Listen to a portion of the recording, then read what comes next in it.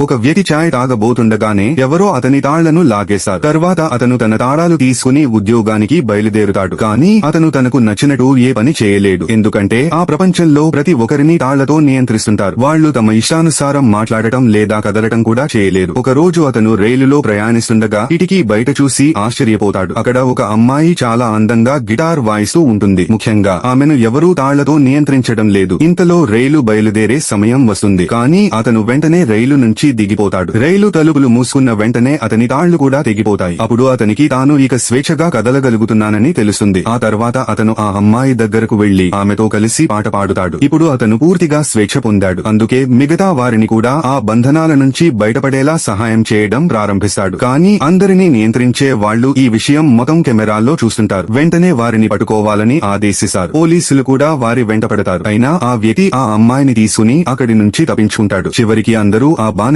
జీవితానికి వీడ్కోలు చెప్పి స్వేచ్ఛగా జీవించ